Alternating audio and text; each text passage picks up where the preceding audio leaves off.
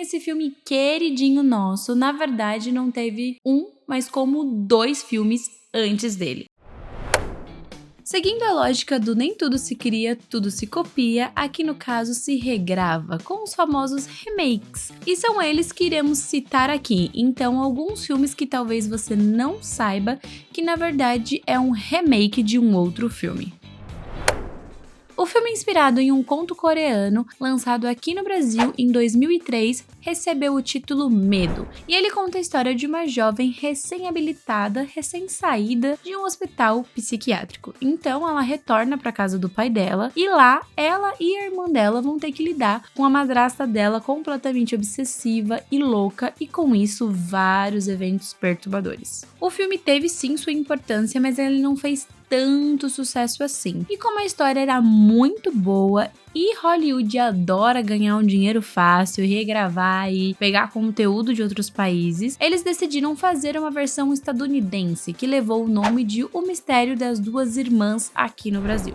E essa versão foi lançada no ano de 2009. E assim, gente, eu confesso que eu não assisti a versão original, eu só assisti mesmo O Mistério das Duas Irmãs, porque o Matheus é obcecado pela Emily Browning. É verdade. Na verdade, ele era obcecado pela Emily Browning, e aí quando eu comecei a namorar com ele, ele me apresentou este filme. E assim, gente, é uma joia raríssima, o filme é maravilhoso. E assim, eu dei uma pesquisada e algumas pessoas na internet falou assim que ambos os filmes são muito bons e que pouca coisa muda de uma adaptação pra outra. Mas é isso, eu não assisti o original, só o Mistério das Duas Irmãs, e eu super indico. É muito bom, tem um plot twist muito louco e enfim, vale super a pena. Sempre ao seu lado é um filme que tirou muitas lágrimas de todos os pet lovers ao redor do mundo. E ele conta uma história que, inclusive, é real, de um professor e o seu cachorro, que eles eram super próximos, inclusive o cachorro acompanhava ele ao trabalho todos os dias. Então eles acordavam e iam juntos até a estação de trem que o professor ia pegar para poder trabalhar. E todos os dias o cachorro voltava no mesmo horário, que seria o horário que o dono dele estaria retornando do trabalho. Então todo dia ele levava e buscava, tipo a nossa mãe quando a gente era mais nova na escola, sabe? Tipo isso. E ele ia todos os dias fielmente no mesmo horário, ele ia lá buscar o dono dele. Até que sim, em um fatídico dia, o dono dele passa mal e acaba morrendo. E com isso ele nunca retornou para casa. Então o cachorrinho tava lá esperando o dono dele e ele nunca voltou. Triste, né, gente? Eu sei. E como ele não associou muito bem, ele voltava fielmente todos os dias no mesmo horário para ver se o dono dele iria retornar como sempre tinha feito anteriormente. E ele repetiu esse ciclo durante 10 anos até que ele, faleceu também com câncer. Então ele voltou fielmente todos os dias para esperar o dono dele, e com isso, todas as pessoas que estavam ali, que frequentavam aquela estação todos os dias, as pessoas que trabalhavam ali, começaram a perceber o que estava acontecendo, e aí eles descobriram que era um caso de um pet muito fiel que estava esperando o seu dono voltar, mesmo que isso não irá acontecer. Look, you don't have to wait anymore. He's not coming back.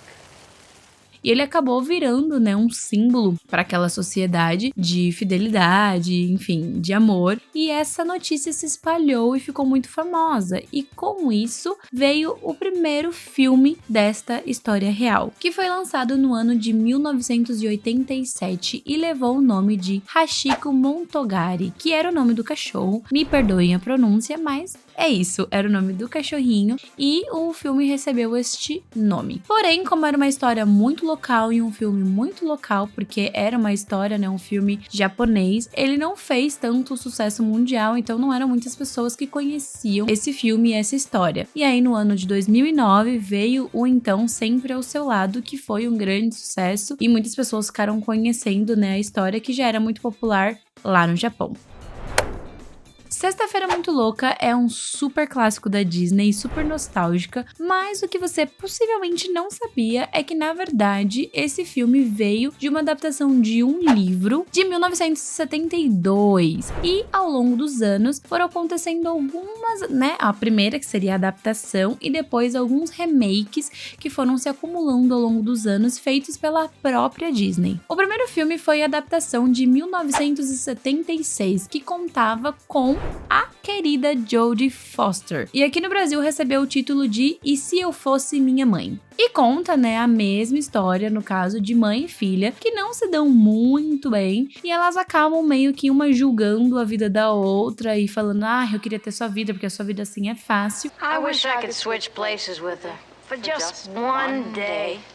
E em uma fatídica sexta-feira 13 acontece a famosa troca de corpos. Então a mãe passa a viver no corpo da filha e a filha passa a viver no corpo da mãe. E aí no ano de 1995 veio o primeiro remake, no caso da adaptação. E ele foi o menos conhecido, né, dessa saga, digamos assim, de Sexta-feira Muito Louca. E ele recebeu o título, né, aqui no Brasil também, de Tal Mãe, Tal Filha. Até que no ano de 2003 veio a versão mais famosa de todas, que é ou com a Lindsay Lohan e a Jamie Lee Curtis no elenco. Mas mesmo tendo todo o sucesso que o filme teve, a Disney pensou, não, peraí, a gente não tem versões suficientes, vamos lançar mais uma. E no ano de 2018, eles fizeram mais uma versão que levava o mesmo nome, Sexta-feira Muito Louca, e tinha, né, a mesma história. Só que foi um pouco que flopzinho, eu inclusive nem sabia que existia esta versão específica. Então vamos fingir que parou na de 2003. Inclusive, uma das provas, né, de que Sexta-feira Muito Louca na versão de 2003 foi a que mais deu certo, a que mais teve pessoas assistindo e comentando, é que essa versão exclusivamente ganhará uma continuação. Então terá uma Sexta-feira Muito Louca 2, acompanhando, né, Lindsay Lohan e a Jamie, e já foi confirmado pela própria Disney de que terá essa continuação.